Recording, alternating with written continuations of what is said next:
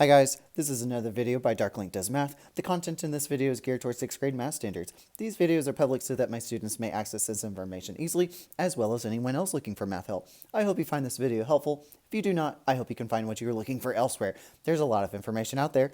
Be aware that I'm not perfect, so there may be the occasional mistake. I apologize in advance if this should happen. So today, we're going over lesson 5.2, which is real-world problems, rates, and unit rates. So, our first problem says, a water pump can dispense 120 gallons of water into a tank in 15 minutes. So 120 gallons of water, 15 minutes. At this rate, how much water will the pump dispense in an hour? There's two ways of going about this. So first, notice that I have 15 minutes and an hour. That doesn't match. So we need to convert that real quick to make it match. So how many minutes is in an hour? That would be 60 minutes. All right, our first step, we're going to write what we know. I see 120 gallons, and it says we can dispense that in 15 minutes. So those two things are going to be paired together. 120 gallons can be dispensed in 15 minutes. All right, what do I want? Technically, I want 60 minutes. However, I'm going to show you a method that will always work because just writing what you want in the appropriate spot might not always be feasible, and I can show you an example of that later. So, typically, when we want more of something, always find one of something. And because I'm using time labels, I want per minute. So because I want per minute, I want 1 minute. When I find 1 minute, I can then find 60 minutes. All right, so how do I go from 15 minutes down to 1 minute? Divide by 15.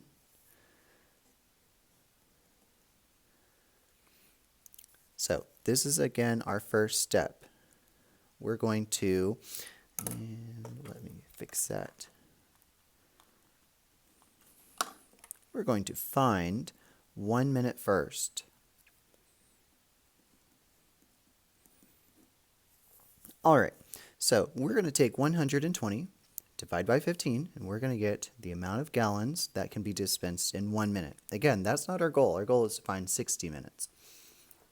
This is just our halfway step. All right, 120 divide by 15. So if I count by 15s, 15, 30, 45, 60, that's 4. So that means I need another set of them to get to 120. So 15 times 8 is going to be 120.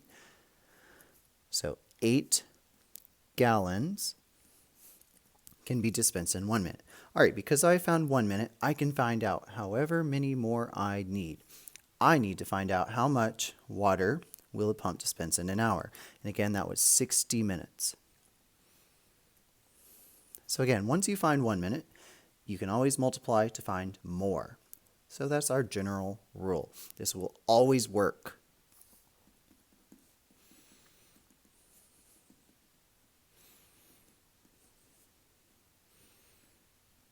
So again, when you find 1, you can always multiply to get more. It will always, always, always work. All right, so how do I go from 1 minute to 60 minutes? Multiply by 60. So what you do to one side, do to the other. So we're going to take 8 gallons times 60.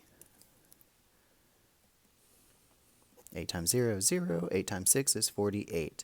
So we get 480 gallons can be dispensed in 60 minutes. And again, that is in an hour, so that's our goal. That's what we wanted to find. Again, that was our second step. First step, we found 1 minute. Second step, we found 60 minutes, which was our goal. So, how much water will be dispensed in an hour?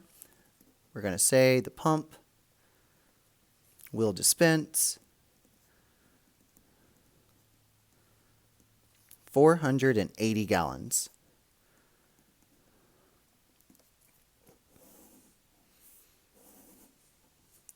All right, now, is there an easier way? Sometimes there is, and I did not start with that.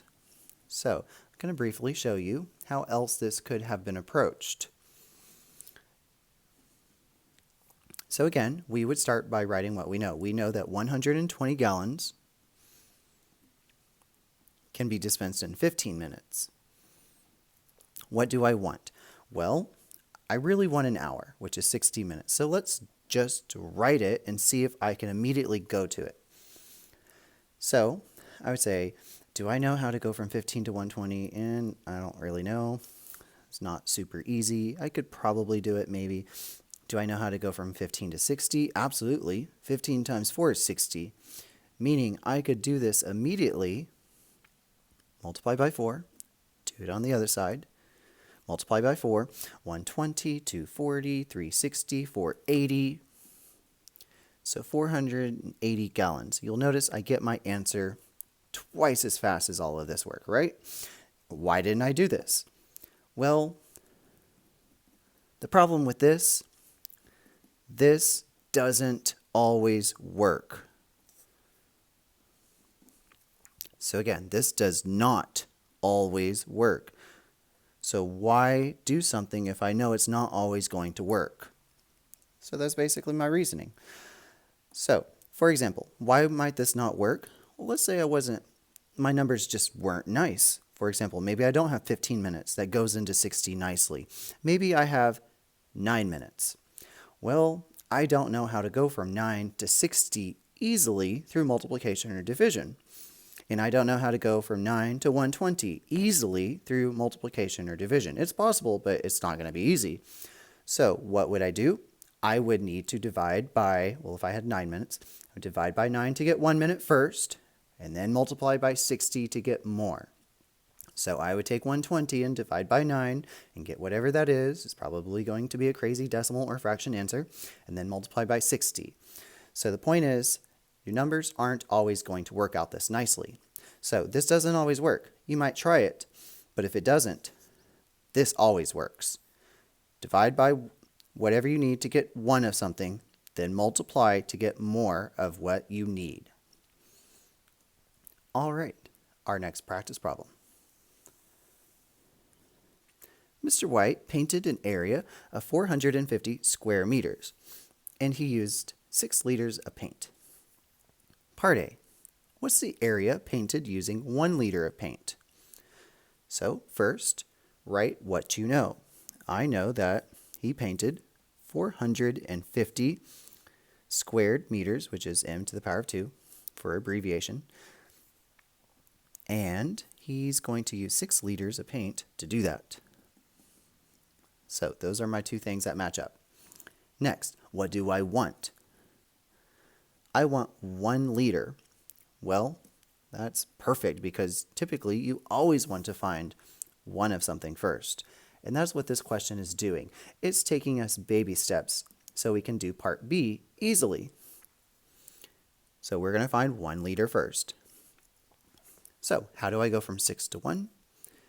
Divide by 6. So we're going to do that to the other side to get our answer.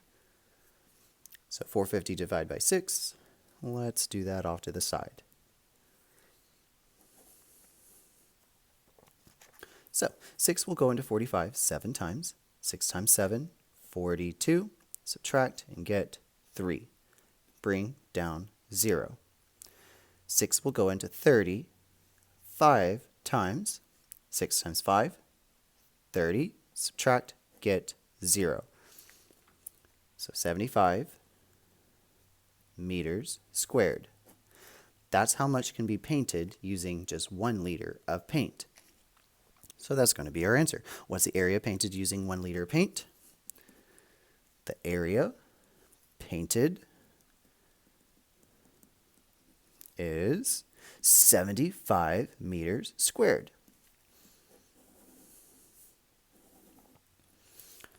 All right, so this problem is taking us through baby steps to get to part B. Part B says, how many liters of paint does Mr. White need for an area of 600 square meters? So first step, write what you know. I could use either one of these. However, it's always easy if you have one of something. So we're going to go with this, our unit rate right here. So 75 meters squared per liter. So we're going to write 75 meters squared will paint 75 meters squared can be painted using 1 liter of paint.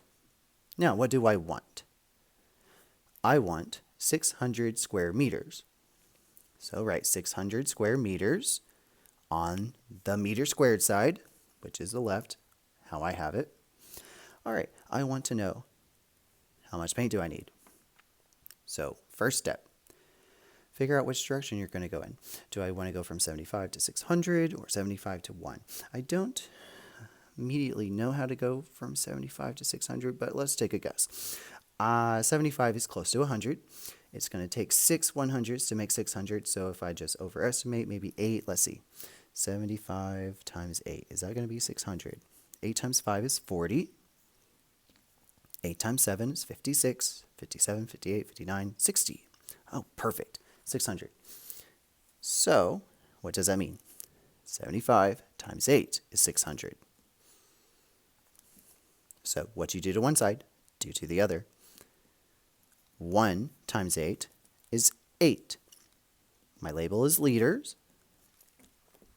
So this tells me that I need 8 liters of paint to cover 600 square meters, which is what I need. How many liters of paint does he need? So we're going to say Mr. White needs 8 liters of paint.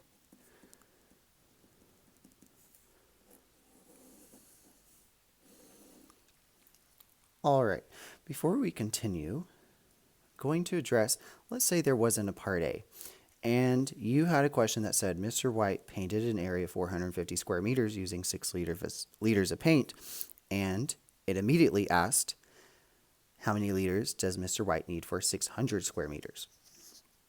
So, just a note of caution. I would set it up and I would say 450 meters squared equals 6 liters. What do I want? I want 600 square meters.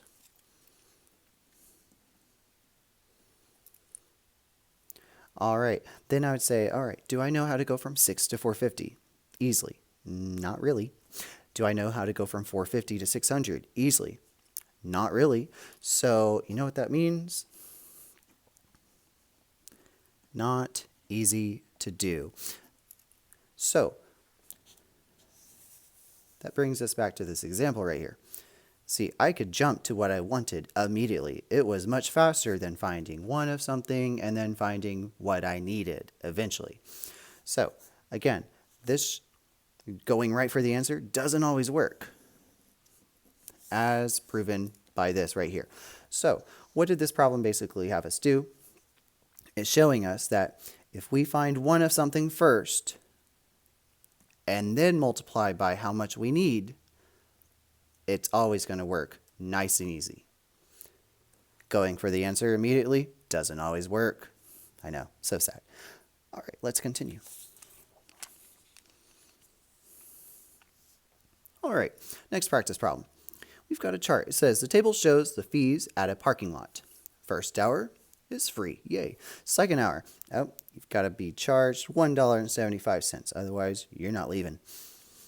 After the second hour, they really want you out. So they're going to charge you $2.50 per hour. Ben parked his car there from 9 a.m. to 2 p.m. on the same day. We want to know, how much did he pay for parking? So, first step, let's see how long his car was there. So first step, he stayed from 9 a.m. until 2 p.m. So basically we've got 9 to 10, 10 to 11, 11 to 12, 12 to 1, 1 to 2. So that's 1, 2, 3, 4, 5 hours.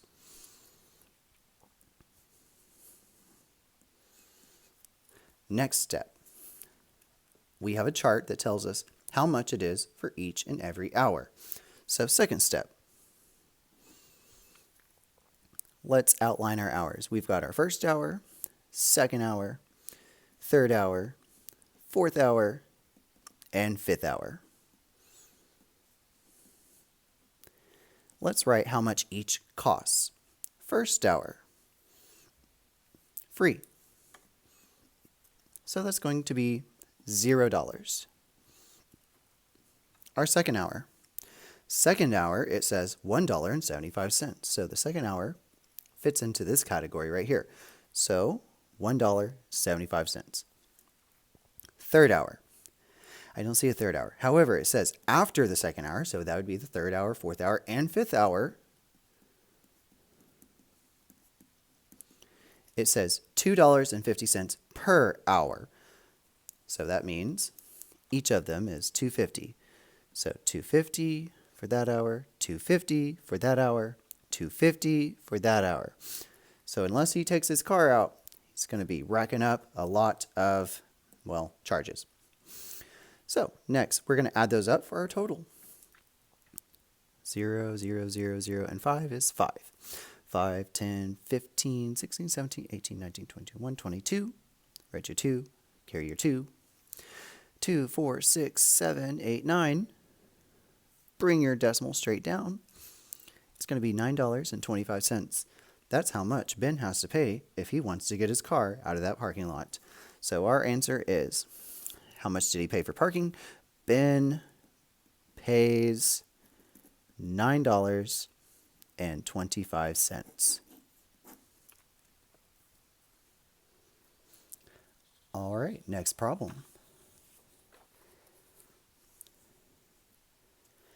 Andy needs new batteries for his video game controller because life will be over if he can't play his games. He is trying to decide between two brands, so he's in the store and he sees package of 2 brand A batteries and they cost $3.20. He's like, ouch, that's a lot of money for just 2 batteries.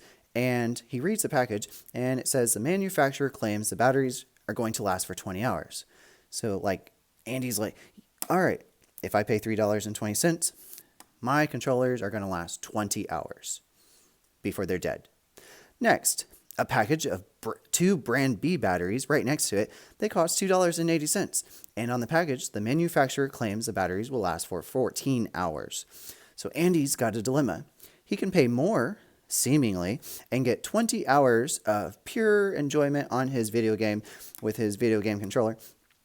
Or he can pay what looks like less, but he only gets 14 hours. Andy doesn't like that. So Andy's got a dilemma. He needs to know which battery he should buy. And we need to explain why we think so. By the way, anytime a math problem asks you what option you should do or choose, opinion doesn't matter. Or I should say, your opinion doesn't matter. Leave opinions out of math. So, opinion doesn't matter. What does matter? Facts. So we have to actually prove which battery Andy should buy. So let's look at brand A. What do we know about brand A? Brand A costs $3.20 for those 2 batteries.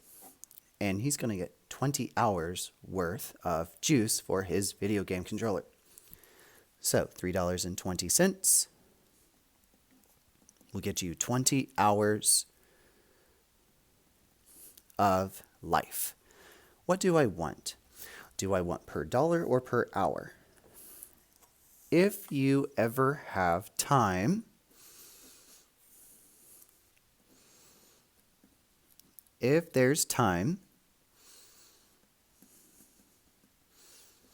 you want per unit time.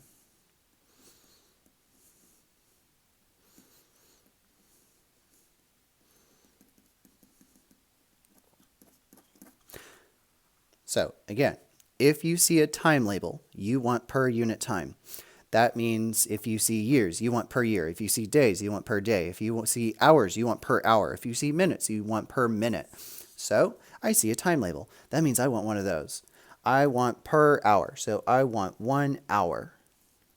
We're going to find out how much it costs for 1 hour of those video game controllers working. before it dies. All right, so how do you go from 20 to 1? Divide by 20.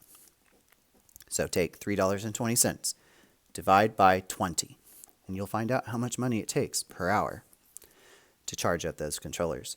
All right, so 3.20 divide by 20. There's no decimal to move on the outside, so don't move your decimal on the inside. Simply bring it straight up in your answer. How many times will 20 divide into 3? 0. How many times will 20 divide into 32? Once. 20 times 1 is 20. Subtract, get 12. Bring down 0. How many times will 20 divide into 120? 20, 40, 60, 80, 100, 120. That would be 6. 20 times 6 is 120. Subtract and get 0. So we have $0.16 for 1 hour. So brand A is going to cost Andy 16 cents per hour to charge up his controllers, essentially. All right, let's look at brand B. What do we know about brand B? $2.80 for 14 hours of life for those controllers. So $2.80 equals 14 hours of life. What do I want? I see time, so I want one of those. So I want per hour, which means I want 1 hour. So I divide by hours. 14 divide by 14 is 1. So do that to the other side to get your answer. So we're going to take $2.80, divide by 14.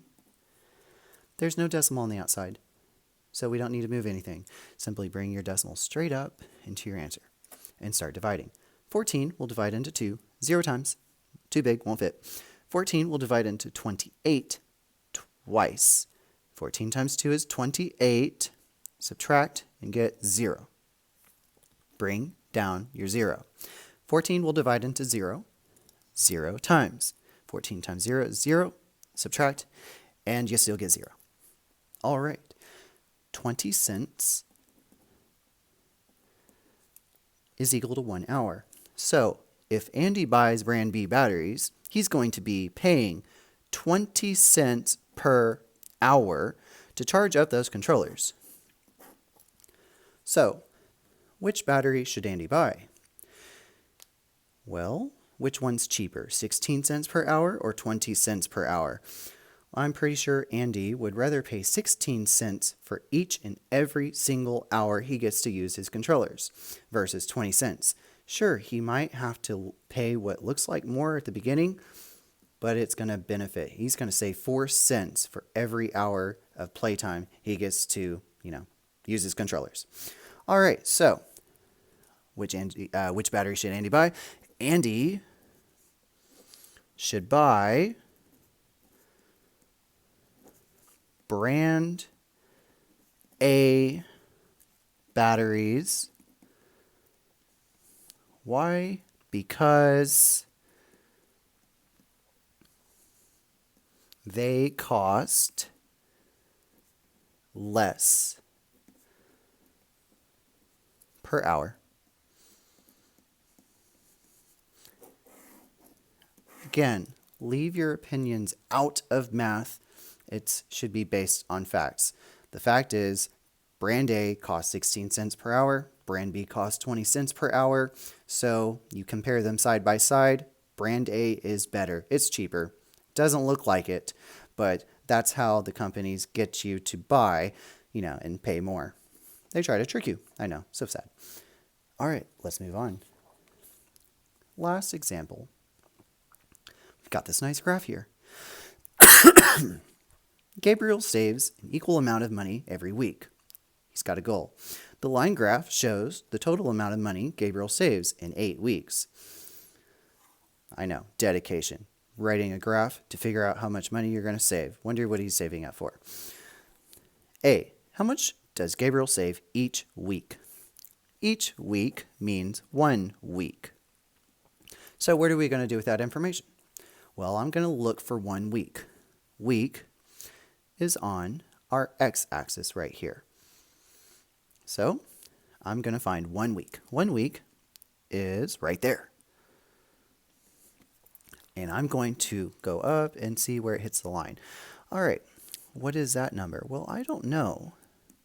That could be 5, it could be 4, it could be 3. There aren't any lines, so we should not guess ever unless we know for sure.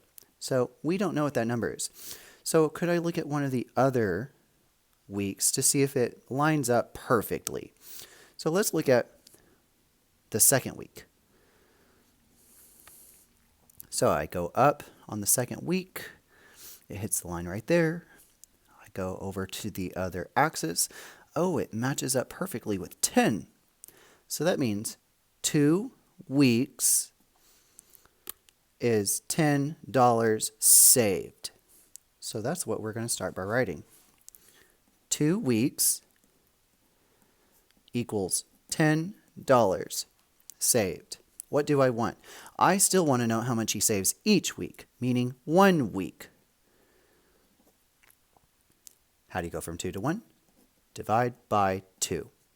So take $10, divide by 2, and you get $5. Oh, it was 5. But you know what? Leave guessing out of math. Got to show your work anyways, otherwise you're not going to get credit. We're not assessing if you can write an answer. Usually, teachers are assessing, can you reason it out? Showing a legitimate strategy. All right, so how much does Gabriel save each week? Gabriel saves $5 each week.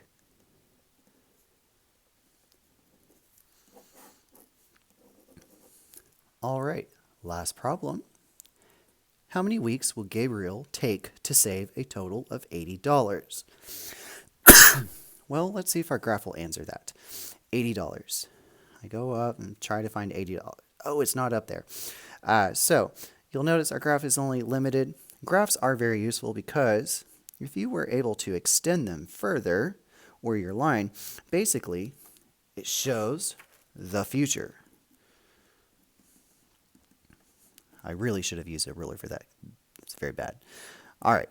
So anyways, if your graph was bigger, you could use this line to find $80 and see where it matches up and how many weeks it would take. But it doesn't. So we're going to have to use another method. So what are we going to do? We're going to write what we know. What we know is what we just figured out right here. 1 week equals $5. What do I want to know?